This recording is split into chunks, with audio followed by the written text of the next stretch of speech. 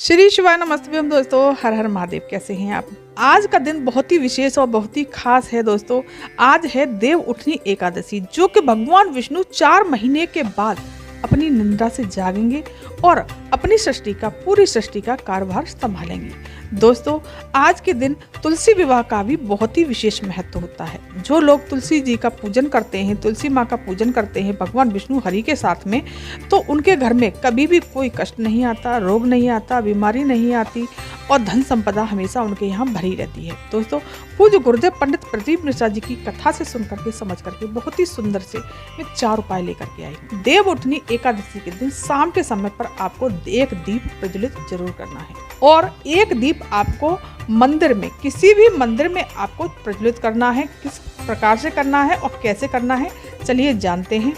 आप अपने घर में सुख समृद्धि चाहते हैं और अपने घर में शांति चाहते हैं, धन की समस्या है वो भी खत्म करना चाहते हैं। दोस्तों, बहुत ही सुंदर सा उपाय है। आपको सबसे पहले क्या करना है, पहले तो आपको तुलसी जी के दीपक का मैं आपको उपाय बताती हूँ। क्या करना है, आपको एक तुलसी का पत्ता लेना है। तुलसी का पत्ता ले लिया आपने, लेकिन दोस्तों आपको तोड़ना नहीं है। आज एकादशी का दिन है, तो एकादशी वाले दिन तुलसी का पत्ता तोड़ा नहीं जाता। वहीं पर आपको तुलसी की क्यारी में ही कहीं पे पड़ा मिल जाएगा, एक पत्ता ले लीजिए। थोड़ी सी लेनी है हल्दी। हल्दी दोस्तों माता लक्ष्मी को बहुत प्रिय है, भगवान विष्णु को भी प्रिय है। हल्दी को जब हम समर्पित करते हैं तो माता लक्ष्मी बहुत जल्दी, भगवान विष्णु बहुत जल्दी प्रसन्न होते हैं। हल्दी धन को खींचने का प्रतीक होता है। तो आपको हल्दी ले लेनी है। एक ले लेना है आपको दीपक। दीपक आप या तो मिट्टी का ले लीजिए या आप आटे का भी दीपक बना सकते हैं, इसमें कोई वो नहीं है। आप आटे का दीपक बना लीजिए, आपके पास मिट्टी का नहीं है। उसमें लगानी है आपको गोल बाती। गोल बाती का प्रमाण ये है कि तुलसी माँ के वृक्ष के नीचे गोल बाती इसलिए लगाई जाएगी आज, क्योंकि भगवान विष्णु का भी दिन है, क्योंकि एकादशी का दिन पड़ रहा है, तो आपको गोल बाती लगानी है। ये ठहराव के लिए, क्योंकि गोल बाती ठहराव के लिए होती है। तो जब आपके घर में सुख शांति का ठहराव हो, माता लक्ष्मी का ठहराव हो, कष्ट आपके घर से दूर चले जाए दोस्तों, तो आपको एक दीपक प्रज्वलित करना है। उसमें डालना है आपको एक कमलगट्टा। कमलगट्टा कार्तिक मास में देव उठनी एकादशी के दिन बहुत ही विशेष खास महत्व होता है कमलगट्टे का। आपको उसमें कमलगट्टा डाल लेना है और कमलगट्टा डालने के बाद में हल्दी का पेस्ट बनाना है। हल्दी के पेस्ट बना करके तुलसी के पत्ते पर आपको एक बिंदी हल्दी की रख देनी है। ओम नमो भगवते वासुदेवाय मंत्र का जाप करते हुए रख दिया। अब आपको 11 परिक्रमा करनी है तुलसी की। 11 परिक्रमा करने के बाद में तुलसी के पास में ही, तुलसी के वृक्ष के पास में ही वो पत्ता रख देना है। ओम नमो भगवते वासुदेवाय मंत्र का जाप करते हुए, और साइड में ही आपको वो दीपक प्रज्वलित करके रख देना है। दोस्तों, बहुत ही सुंदर सा अचूक उपाय है। अब चलिए दोस्तों जान लेते हैं 365 वाती का दीपक। एक तो 365 वाती का दीपक होता है दोस्तों, और एक 108 वाती का दीपक होता है। तो आपको 365 वाती का भी लगा लेना चाहिए। अगर 365 वाती का नहीं लगा पाते तो 108 वाती का दीपक लगा लीजिए। ये कार्तिक मास का महीना है, ये 5 दिन बहुत ही विशेष हैं, तो आपको आज से ही शुरू कर देने हैं। आपको क्या करना, 365 बाती बनानी है। अब आप ये सोचेंगे कि 365 बाती कैसे बनेंगी, तो आपको क्या करना है, लक्ष्मी के लिए कलावे की 365 बाती बनती हैं। किस प्रकार से बनती हैं, आपको कलावे किसी फट्टे पर या हाथ पर ऐसे लपेटते जाना है। कलावे में कई धागे होते हैं, तो वो एक धागे का प्रतीक माना जाता है, एक बाती का प्रतीक माना जाता है एक धागा। तो उसमें गिन लीजिए 4-5 होंगे, किसी में 11 होते हैं, किसी में 10 होते हैं, किसी में 7 होते हैं, तो उनको एक बाती गिनी जाती है। इस प्रकार से आपको 365 बाती का दीप बनाना है। आपको मिट्टी का दीप ले लीजिए, इस तरह से ले करके उसमें भरना है घी, और 365 बाती का दीप बना करके आपको या तो श्री हरि विष्णु के मंदिर चले जाइए, कन्हैया जी के मंदिर चले जाइए, या भगवान शिव के मंदिर चले जाइए। दोस्तों, ये देवताओं के मंदिर में ही ये दीप लगाया जाता है। आपको देवी के मंदिर में ये दीप नहीं लगाना है, इस बात का ध्यान रखिएगा। देवी के मंदिर में ये दीप नहीं लगाना, देवता को वहाँ पर जा करके उसमें थोड़े से सफ़ेद तिल जरूर डाल दीजिएगा। तिल डाल देना है। एक डालना है आपको कमलगट्टा। इससे लक्ष्मी वृद्धि होती है और आपका जीवन हमेशा खुशमय रहता है, कभी भी कोई कष्ट नहीं गिरता। आपकी जो मनोकामना होगी ना, वो भी इस उपाय को करने से, ये दीप लगाने से पूरी होगी।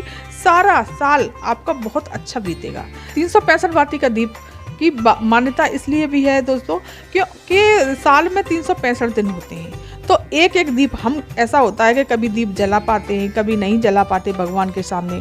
तो इस तरह से आपको 365 बाती का दीप जलाना है एक साथ, और ये 5 दिन लगातार करना है। इससे जब हम भगवान के पास जाएंगे तो हमें अंधेरा नहीं मिलेगा, उजाला ही उजाला मिलेगा। हमारा जीवन बहुत ही सुखमय व्यतीत होगा दोस्तों। बहुत ही सुंदर उपाय है। अब चलिए दोस्तों जान लेते हैं तीसरा उपाय। तीसरा उपाय है मनोकामना पूर्ति के। आपकी कोई मनोकामना पूरी नहीं हो रही है, जो काफी समय से प्रयास कर रहे हैं लेकिन वो पूरी हो ही नहीं रही है, तो आज के दिन आपको क्या करना है, शाम के समय पर कलावा ले लिया आपने, लाल रंग का कॉटन का कलावा ले लीजिए, कैसा भी कलावा हो आपके पास वो ले लीजिए।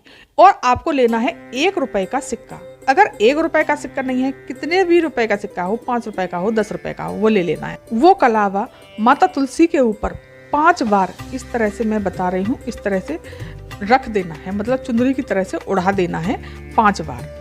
5 बार उड़ा दिया तो उसमें कई गांठें लग जाएंगी, मतलब बहुत लंबा धागा हो जाएगा। उड़ा दिया और वहीं पर आपको एक दीपक लगा देना है और आपको 7 परिक्रमा करनी है तुलसी माता रखी, और ओम नमो भगवते वासुदेवाय मंत्र का जाप करना है। इस बात का जरूर ध्यान रखिएगा, विशेष ध्यान रखना है आपको। ओम नमो भगवते वासुदेवाय मंत्र का जाप करते हुए वो कलावा आपको उठा लेना है, और जो आपने सिक्का लिया हुआ है उस सिक्के के ऊपर वो कलावा ओम नमो भगवते वासुदेवाय मंत्र का जाप करते हुए प्रत्येक कमरे में घूमते जाना है, और उस धागे पर और उस सिक्के पर वो कलावा लपेटते जाना है। पूरे घर में आपको घूमते जाना है, सिर्फ वॉशरूम को छोड़ करके, और उस कलावे को पूरा लपेट करके ओम नमो भगवते वासुदेवाय मंत्र का जाप करते हुए अपने व्यापार वाली जगह पर रख दीजिए, या फिर आप अपने घर में भी रख सकते हैं, जहां आपकी तिजोरी है वहां रख दीजिए। दोस्तों, कैसी भी मनोकामना होगी या धन से जुड़ी हुई जो भी समस्या होगी वो इस उपाय को करने से जरूर ही जरूर दूर होगी। दोस्तों, बहुत ही सुंदर सा उपाय है। इन उपायों को करने से माता एकादशी और भगवान विष्णु श्री हरि विष्णु की आप पर हमेशा कृपा बनी रहेगी। तो दोस्तों चलिए जानते हैं अब चौथा उपाय। चौथा उपाय है दोस्तों धन संपदा के लिए। धन संपदा के लिए आपको क्या करना है, 108 चावल के दाने लेने हैं। ले लिए। अब आप ये कहेंगे कि आज तो एकादशी है, चावल के दाने तो नहीं लेने चाहिए। जी दोस्तों, लेकिन पूज्य गुरुदेव हमेशा कहते हैं कि चावल हमें खाना नहीं चाहिए।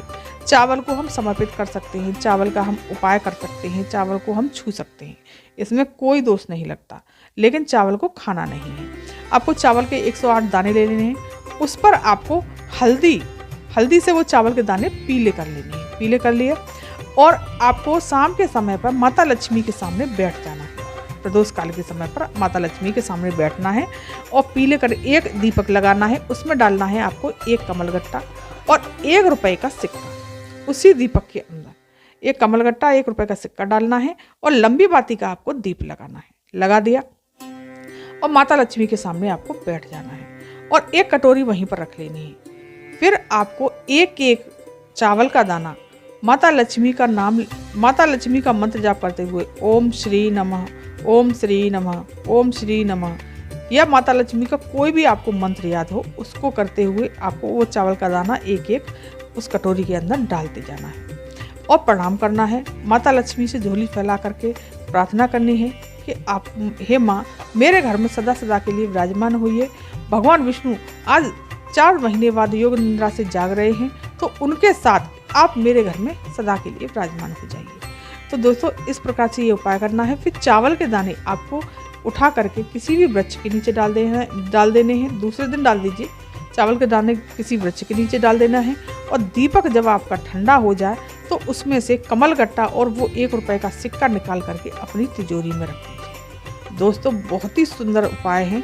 इन उपायों को करने से निश्चित ही माता लक्ष्मी की आपके ऊपर, भगवान विष्णु श्री हरि विष्णु की हमेशा आपके ऊपर कृपा बनी रहेगी। अगर ये वीडियो पर अगर आप मेरे चैनल पर नए आए हैं तो मेरे चैनल को सब्सक्राइब कर दीजिए, वीडियो को लाइक कर दीजिए, कमेंट में श्री शिवानंद हर हर महादेव जरूर लिखिएगा। धन्यवाद।